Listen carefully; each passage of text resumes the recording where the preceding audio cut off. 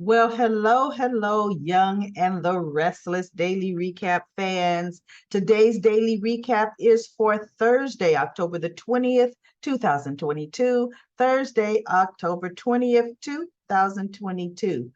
First and foremost, if you are visiting this YouTube channel for the second time and above, and you have not subscribed, please subscribe to this YouTube channel. Okay, so let's talk about what happened, on The Young and the Restless today.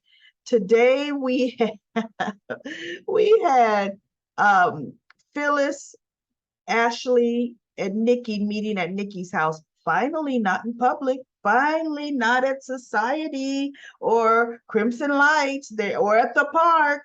They're meeting in private. And it's so funny how Phyllis snipes at Ashley, Ashley snipes at Phyllis, and Nikki's like, ladies, Phyllis.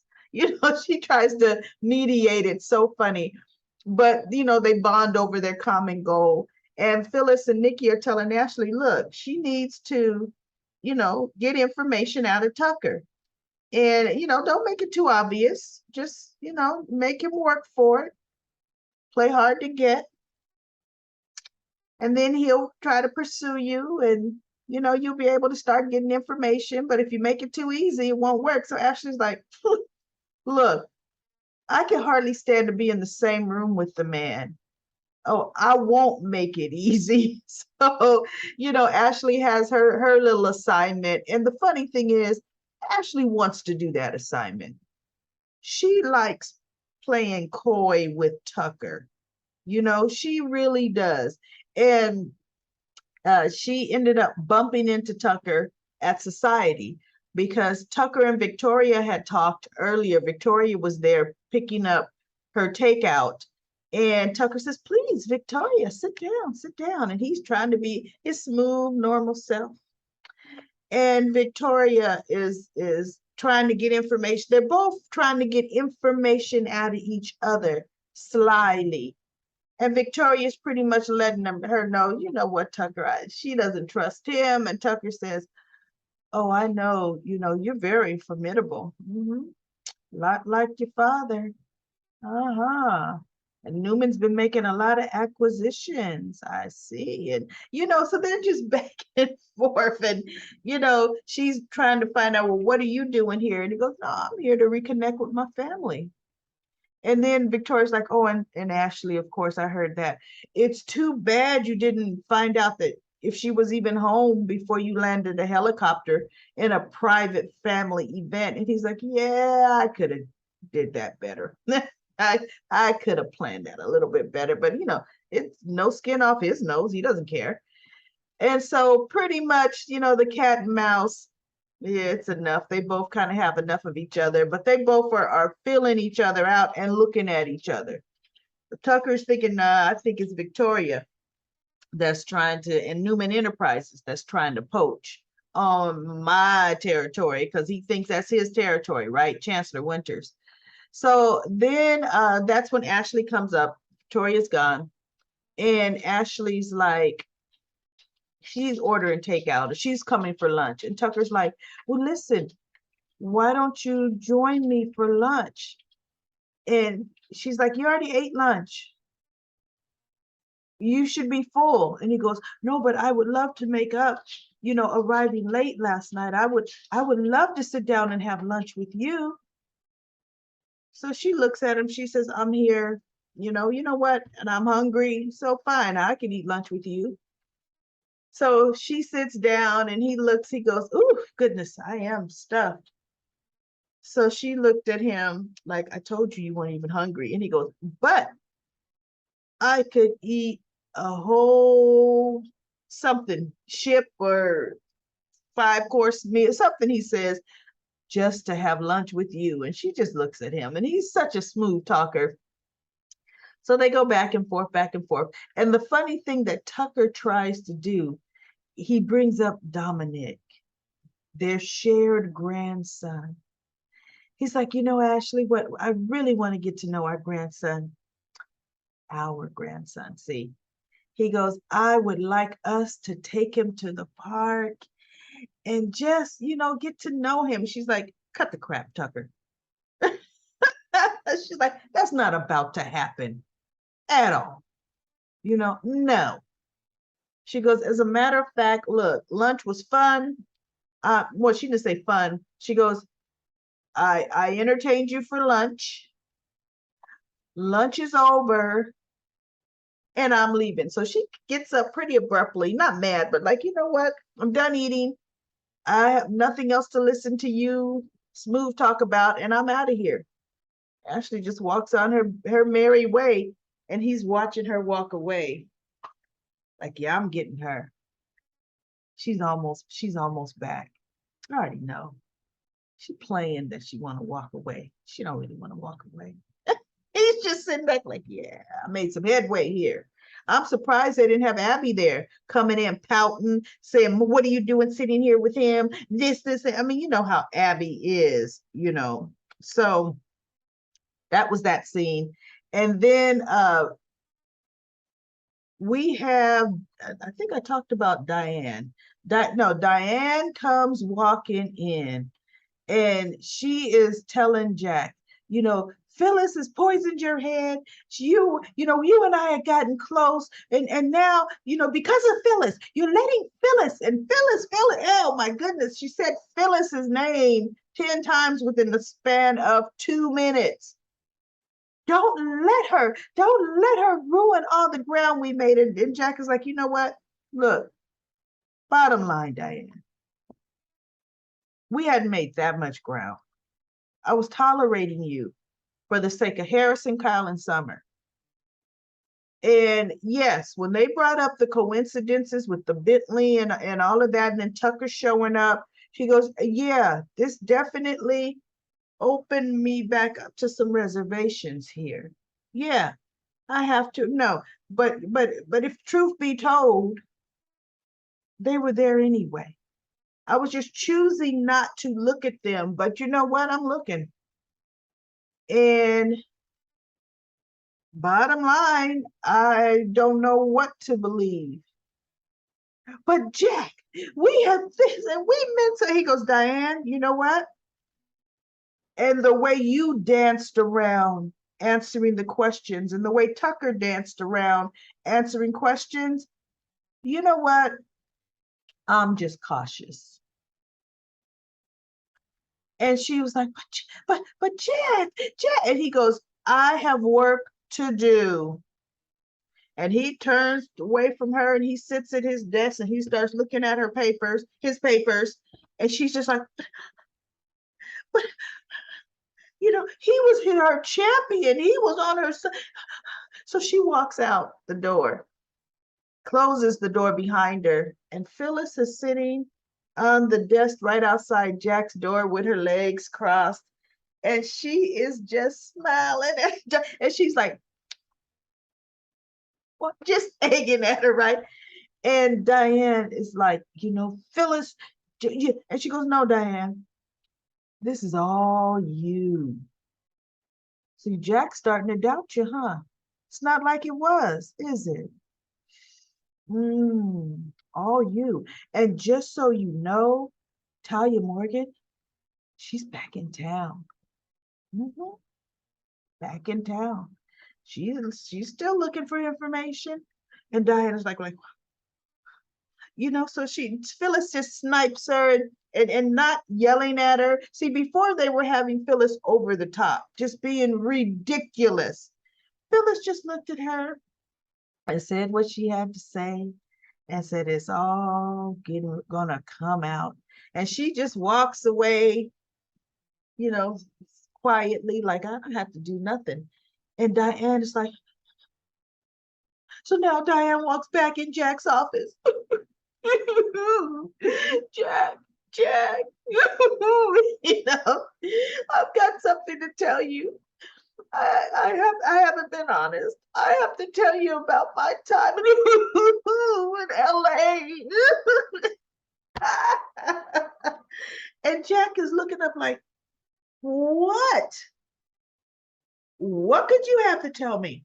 Now, we all know Diane is absolutely not going to tell him the whole truth. Absolutely, positively not in the least. Because, like I said, to me, the biggest questions have never been asked. How did you know my son Chemo? How did you know him? How did you run across him in LA? Were you two friends? Did he even know you? Even though she could lie, because the man is dead. Except for the fact that Allie lived with her father. So I think they never really said it. Allie lived on the campus, but Allie was very, very close to her father. And she did always refer to that as her father's house. She didn't really refer to Chemo's home as this is our home I'm selling. I'm selling my father's house, right? So, but still, none of those questions have ever been asked at all in the least. How did you come to find out that Allie was my granddaughter? I want to hear this story. I want to hear the whole story. So Diane, she's going to tell him a hot mess lie tomorrow. I already know. Oh, you know what though? I sneak peeked on some of the comments and comment corners. Maybe she does confess. I doubt it. It's not in Diane's nature to. She wouldn't. So we shall see, won't we? We shall see. That's going to be very, very interesting. Interesting. Now, the ladies, Ashley's already gone. She's having lunch with, going to, find Tucker or bump into Tucker accidentally. Nikki and Phyllis are finishing up their meeting. And guess who the maid just let in? Talia Morgan. She's back in town. Hey, lady. Oh, I'm back. You know what? I came straight from the airport. Your housekeeper let me in. I hope it's okay. And I'm like, doggone it, they have a guard shack at the entrance of the ranch. You mean to tell me those guards don't phone up because she's not on the invite list. She was not on the somebody I'm expected to pop up in my house. They don't call Mrs. Newman. There's a Talia Morgan at the gate. Do we let her come on up to the ranch? Oh, yes, yes, Jim. Let Talia up. No, they just let anybody come on up. And then the housekeeper says, come on in. What? No, we need to tighten up the staff. Nikki. So anyway, Talia and she and Phyllis are so happy to see her, and Talia is happy to see them. And so they're like, oh, we just finished a meeting. Oh, things are going along. Oh, and Phyllis is like, oh, you just missed the third portion in our alliance or whatever she says, our little club. Ashley Abbott. Ashley Abbott. That's spelled ASHLEY. ABBOT. Talia's like, I'm taking all kind of mental notes, or I got a recorder in my purse, because if she could, she would be. Okay, now Ashley. So they proceed. Talia lures them by saying, look, I've got some news that I wanted to share with you. The news she shares could have been in a stinking email to Nikki or even a phone conversation, but I'm going to go to Genoa City, right? Because I need more source material for my expose book that I'm writing on. Diane, Nikki, and Phyllis. That's what's happening. And so she says, oh, I got, you remember how the articles that were canceled, my article expose on Diane? Well, finally, after squeezing my editor, squeezing for more information, she told me, or he told me, that the woman who owns the paper or the news outlet was contacted by a very wealthy person and told to squash the articles. And they said, oh, it fits. And then they tell her about Tucker McCall. And she goes, Tucker McCall? Oh, yes. She goes, Tucker McCall? Yeah, he's in town. And remember that Bentley? Because Talia knows about the Bentley because Nikki told her about the Bentley when she was in LA. Tucker McCall shows up here trying to give the exact same model Bentley to my granddaughter and her husband at their vow renewal. Really? Tell me more. So Phyllis has to get to work, and then Nikki and Talia see, why would you feel free spilling all your guts to somebody you don't even know? That you don't even know. That's like going to the police station. You know, you're suspected of doing something. The police are not even going to the police station.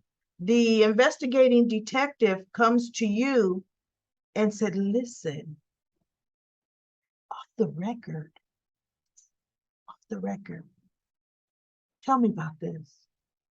Tell me about that. Okay. I understand why you did that. Off the record. Come on now. Everything this reporter, journalist, now book author is going to be on the record that those ladies are talking to her, and they are too stupid to know it. They're going to get what they deserve, right? But then I just had a nice picture of Ashley. This is where she's kind of ending lunch with Tucker. Cut the crap, Tucker.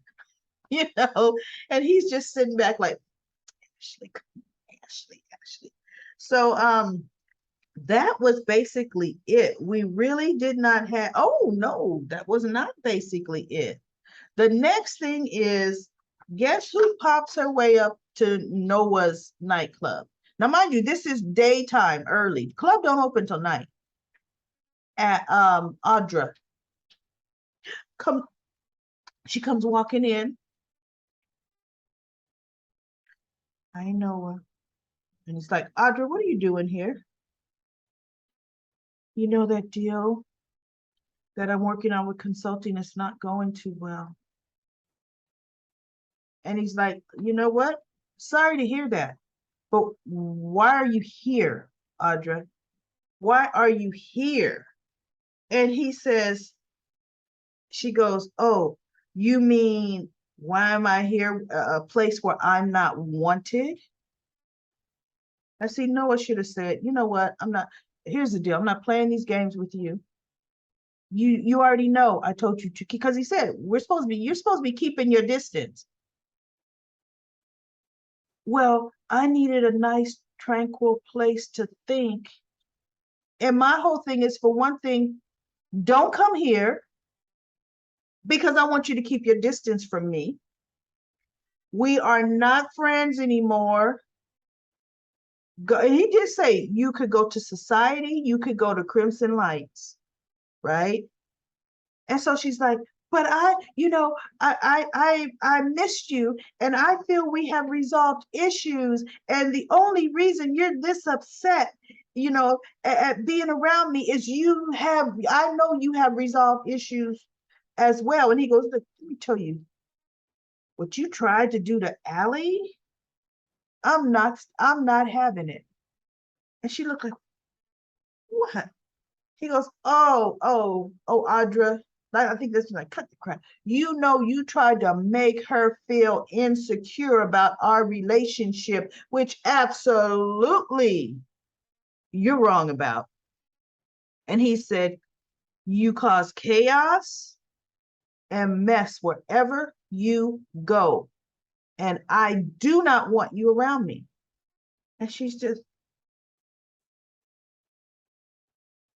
but I know Noah, he's not having it with her, but yet he still bought her, when she came in, a drink. See, he should have never even let her come past where he said, what are you doing here? He should never have let her sit down. For one, my place of business is not even open to the public, and you're public. For two, I don't want you near me. There are too many other places in town, So he let her get to me further than he should have, but Noah is holding more balls in a relationship than his daddy ever did, right? So Allie had come out of a meeting with Jack and some, investors or whatever, and Jack just wanted her to see how these kind of meetings go, because he goes, you might be like Ashley. a great administrator and a great chemist. Now I got the hiccups. That's going to be funny. So then, because how do you get, let me see. Hold on. Let's see if I can swallow some water to get. So anyway, he says, but maybe you don't want to be an administrator. And she goes, no, no, Jack. Like, I'm just distracted. So she tells him about Audra. And he's like, look, don't let her make you feel insecure about yourself, make you feel insecure, secure about Noah's feelings for you, because anybody can truly see how much he cares for you. So believe in that, you know. So she's smart. She goes, you know what? You know, he goes, because she goes, she's sophisticated. She goes, no, no, no, no. She don't hold a candle to you. And don't you forget that, right? So Alex says, you know what, Jack, you're right. So she walks away, head held high. But then she actually walked into the club at around the time when Allie said, because you're this upset, you obviously have resolved feelings for me. And Noah's just looking at her. And Allie's looking like, okay, does he? What's he going to say? So I'm thinking, don't let her slink away the way they would normally do in a lot of soaps, right? But they didn't. Allie walks right up. Hello, Audra. She walks over to Noah. Hi, babe. And she reaches up and she kisses him. I just had some free time and I wanted to talk about our plans. And Noah kisses her back. And Allie just picks up her purse and her sweater. And she stands up and she goes, I will take your suggestion about either Society or Crimson Lights. And then she goes, Allie, as she walks by, you know, switching by. And Allie's like, goodness, hopefully we don't see you around, you know, because I think she goes, see you around, Allie. And then she goes, ooh, or not. I hope not. And the way she's saying it, Audra could hear her say that because she didn't whisper it to Noah. She said it so Audra could hear. She didn't yell it at her back, but she's like, oh, Lord, no, I hope not. Or something never, you know, tomorrow's too soon. She said something, some remark she said, like, no, I don't want to see you at all. Don't need to see you. So, but yet she looks like she had like a little tear in her eye when she looks at Noah. And I'm thinking, no, girl, don't be breaking down now. Show some strength. Show some strength. Bottom line, you can clearly see this chick came over to his clothes club. But I would, you know, say, Noah, you know what? You really need to have not a better policy to people walking in, because guess what? Noah would not let people from the public walk in, but he would let his friends and family walk in. But it should be, you know what? You need to make it clear with Audra. For one thing, don't just show up.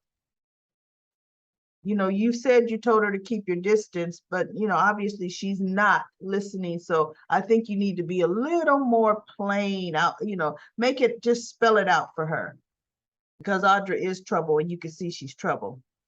So let's go to comment corner. Robin said, ooh, see, the trick with the water got rid of those hiccups, right? Robin said, great recap. Lily needs to listen to Devon. It's not the time for the company to go public, even if Jill wants to. Devon forgot how forgiving Neil was because he forgave him with Amanda. Yep. Amanda and Devon had fallen in love, but Amanda was engaged to Neil. And Amanda married Neil, but didn't she marry Neil? Something happened and Neil went blind, right? Somebody refresh my memories. I'm almost sure Neil had gone blind for some reason. And Amanda felt sorry or obligated because I think she had a hand in that. And she and Devon, while she was saying her vows to Neil, she and Devon were pretty much looking at each other the whole time, and Neil couldn't see. right? Something, there was something with that storyline. If any of you fellow Young and the Restless Daily Recap fans remembers that time, was Neil blind? How did Amanda marry him? Because it really wasn't for love, but she felt more obligated to do it. And then let's see, Nate and Devon needed to talk a long time ago. Yep. So maybe it would have helped. And yeah, family therapy is what Chelsea needs with Adam and Connor. Lashanta says, why didn't Lily tell Jill that Devon said no? Exactly. Those are my thoughts. She thinks she'll be able to work on Devon.